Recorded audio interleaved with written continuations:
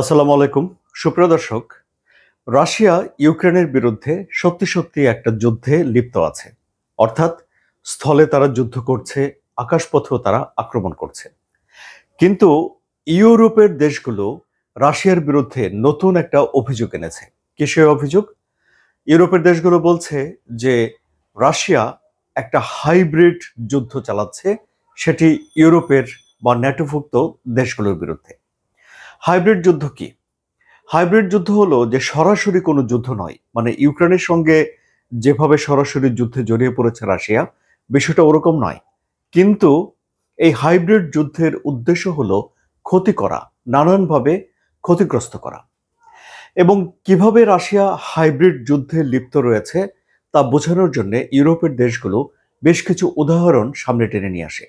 এই যেমন ন্যাটোভুক্ত বিভিন্ন দেশের তাদের যে সামরিক ঘাঁটি রয়েছে সেসব ঘাঁটির আশেপাশে হঠাৎ করে রহস্যময় ড্রোন দেখতে পাওয়া, তারপর তাদের যে সমুদ্রের নিচে দিয়ে যে তার গেছে বা পাইপ গেছে গুরুত্বপূর্ণ, সেসব কেটে দেয়া, এরকম নানা রকম ক্ষতিকর বিষয়গুলো সেসব দেশগুলোর সঙ্গে হচ্ছে বলে তারা অভিযোগ করেছে। এখন তারা রাশিয়াকে কেন সন্দেহ করে? ন্যাটোভুক্ত বা ইউরোপের যে দেশগুলোর সঙ্গে রাশিয়ার সম্পর্ক ভালো, মানে যাদেরকে ক্রেমলিনপন্থী বলা হয়, যেমন আপনারা হাঙ্গেরির নাম করতে পারেন, মিস্টার অরবান রয়েছেন সেখানে, কিংবা রবার্ট ফিকোর কথা বলতে পারেন।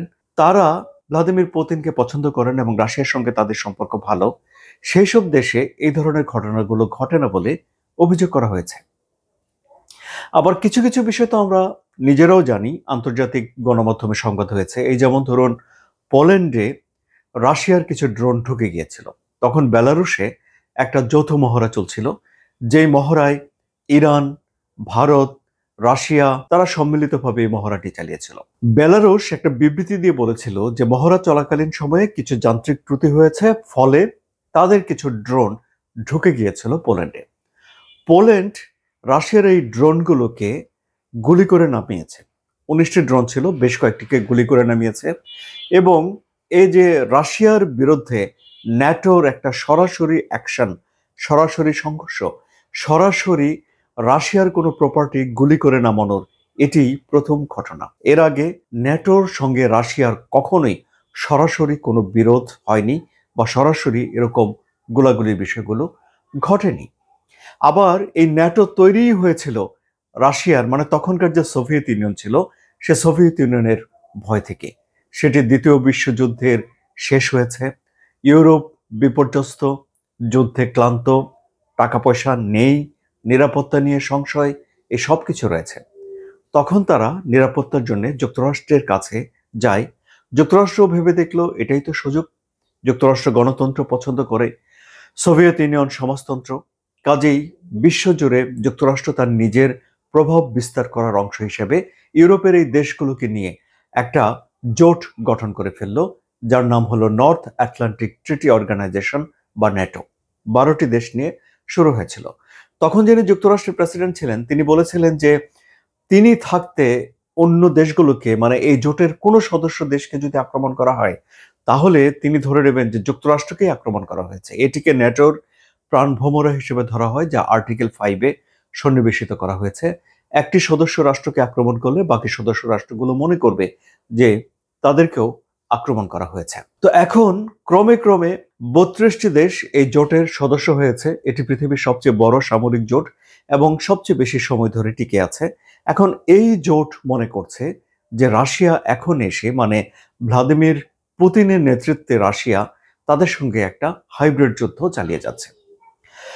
কেন এই হাইব্রিড যুদ্ধ চালিয়ে যাচ্ছে বলে রাশিয়াকে সন্দেহ করা হচ্ছে, এর পেছনে কারণ কি? এর পেছনে প্রথম কারণ হলো, রাশিয়া এই যে জোর দিয়ে বলে যে এইসব ড্রোন ওড়ানোর পিছনে তাদের কোনো হাত নেই, কিংবা অন্য কোনো দেশের আকাশসীমা লঙ্ঘন করার কোনো ইচ্ছা রাশিয়ার নেই, তারপরেও ইউরোপের বেশিরভাগ মানুষই রাশিয়ার এই কথাকে বিশ্বাস করে না। ফলে ইতিমধ্যেই এখানে কিন্তু এক ধরনের একটা অনাস্থা এবং অবিশ্বাস তৈরি হয়ে গেছে। ইউরোপ মনে করে যে তাদের জোটের ভিতরে, দেশগুলোর ভিতরে একটা বড় ধরনের অনাস্থা, অনৈক্য তৈরি করতে চায় রাশিয়া, তাই তারা এই কাজগুলো করে। কিংবা এমনও হতে পারে যে রাশিয়া হয়তো প্রস্তুতি নিচ্ছে যে ইউক্রেনের পরে এক বা একাধিক ন্যাটোভুক্ত কোনো দেশে আক্রমণ করতে পারে বা করতে চায়। ফলে তারা টোকা দিয়ে দেখছে রাশিয়া যে কি প্রতিক্রিয়া আসে। এগুলো সবই কিন্তু এক ধরনের চিন্তা ভাবনা, যেগুলো বিশেষজ্ঞরা চিন্তা করছেন বা সমরবিদরা চিন্তা করছেন, বা যে সামরিক আচরণকে অনুবাদ করে এক ধরনের ভাষা তৈরি করার চেষ্টা করা হচ্ছে। কিন্তু এখনো পর্যন্ত রাশিয়ার তরফ থেকে এই কালই বা পরশু বা 2-1 মাসের মধ্যে ন্যাটোর সঙ্গে একটা যুদ্ধ বাঁধিয়ে দেবে রাশিয়া, এরকম কোনো মনোভাব বা লক্ষণ কিন্তু এখনো দেখানো হয়নি। কিন্তু তারপরেও রাশিয়া তার অর্থনীতিকে এই যুদ্ধের কারণে ইউক্রেনের সঙ্গে যা চলছে সেটি সামরিক অর্থনীতিতে রূপান্তর করে ফেলেছে বলেই বিশ্লেষকরা বলছেন। সেখানে প্রতি মাসে 4 থেকে 5 হাজার ড্রোন উৎপাদন করা হয়, যার ধারে কাছে ন্যাটোভুক্ত দেশগুলো নেই। ফলে সামরিক ব্যয় রাশিয়াতে তো বেড়েছে। এখন ডোনাল্ড ট্রাম্প ন্যাটোভুক্ত দেশগুলোকে বলেছেন যেন তাদের সামরিক ব্যয় বাড়িয়ে জিডিপির 5% করে তোলা হয়। এটি ডোনাল্ড ট্রাম্পের তরফ থেকে ন্যাটোর উপরে চাপ রয়েছে। আবার বিষয়টা এমন হতে পারে যে রাশিয়া এই যে হাইব্রিড যুদ্ধ চালাচ্ছে তার লক্ষ্য আসলে ন্যাটোভুক্ত দেশগুলো সরকার নয়। লক্ষ্য হলো ইউরোপের বা ন্যাটোভুক্ত দেশগুলো সাধারণ জনগণ, যারা ভোটার। তাদেরকে রাশিয়া এমন একটা বার্তা দিতে পারে যে তারা যদি বা তাদের দেশের সরকার যদি রাশিয়ার সঙ্গে ভালো সম্পর্ক রাখে, তাহলে এই ধরনের উটকো ঝামেলা, বিপদের আশঙ্কা, টেনশন থেকে মুক্ত থাকা যাবে। এগুলো পশ্চিমের বিশ্লেষকরা চিন্তা ভাবনা করে বের করেছেন যে এই ধরনের কারণ থাকতে পারে।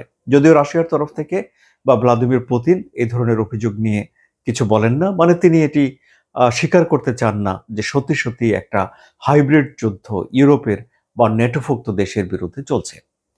কিন্তু এটা ঠিক যে ন্যাটোর সঙ্গে বা ইউরোপের দেশগুলোর সঙ্গে রাশিয়ার দূরত্ব দিন দিনই বাড়ছে। উত্তেজনার পারদ অল্প হলেও চড়চড় করে উপরের দিকেই যাচ্ছে, তাই নয় কি সুপ্রিয় দর্শক? আপনাদের কি মনে হয়? আপনাদের মতামত কমেন্টে জানান। আলোচনা যদি ভালো লাগে তাহলে সাবস্ক্রাইব করে চ্যানেলের সঙ্গে থাকুন। ধন্যবাদ।